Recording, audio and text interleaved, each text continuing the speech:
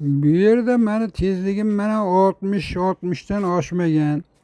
Bular 66 deb chiqaryapti. Bu videoni bir burchagida tezlikni ko'rsatib tursa ekan buni bilmaymiz-ku necha ekanini. Bular yozaveradi-ku.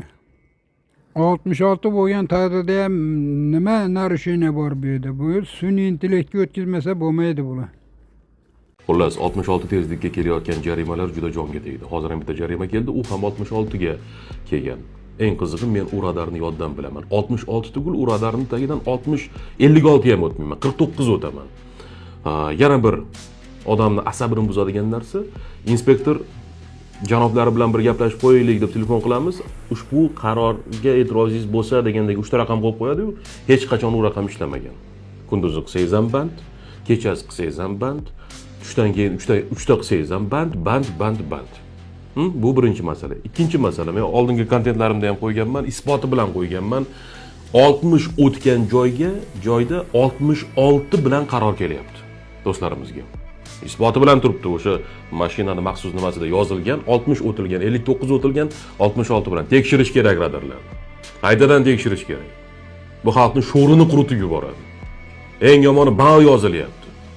8 marta jarimaga tushsangiz 4 bal, yana 8 marta tushsangiz 8 bal bo'ldi. Necha yuzdan ortiq odam haydovchilik guvohnomasidan mahrum bo'lyapti. Bu nima maynavozchilikmi? Bu nima? Men misol uchun 66 dan o'tganimga ishonmayman shu joyda. Nima maynavozchilik bu? İltimos sizlarda jonga tegdi, o'zi shtrab uyda nalog, gaz, suv, svet, limit hammasi jonga tegdi-yu. Sal bunda o'ylaylar, oxiratda ham iltimos sizlarda bu 10%, 20%, 50% oshirgandan ko'ra bizlar ham ertaga o'limimiz bor. O'lganimizdan keyin oxiratda javob berishimiz bor deb o'ylaylar. Mayli bundan keyin nima bo'lsa bo'lar. Jonimga tegib ketdi. Men o'zim bitta o'zim 6 kishini boqaman. Amal taqal qilib boqaman 6 kishi. Men shofyor sifatida bitta narsaga tushunmayman-da. Jarimali keskin oshib bordi, shofyorlik itak qo'rquvga tushib qoldi. Balli sistema bo'ldi, hozir shofyorlar vashi pateri bo'lib qolgan ko'chada. Argument keltiraman. Bu balli sistema kontrolli выстрел bo'ldi shofyorlar uchun. Sergelidan kelyapman, svetoforda 5 ta mashina bir-biriga yetib olgan.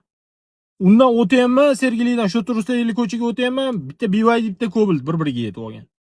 Nimani hisobiga? Oldin margayushida qo'rqmasdan masalan o'tardi. Margayushida, men sariqda ham demayman, margayushida qo'rqmasdan o'tar. Hozir shofyorlar ham shtraf, ham bal hisobiga vashi pateri bo'lib qolgan. Margayushida tormozni bosyapti, orqasidan paqillatib yetib olishyapti. Statistikaga bitta qaranglar. Oldingiga nisbatan mana balli sistema joriy qilingandan keyin meni nazarimda avariyalar soni ko'payib ketdi.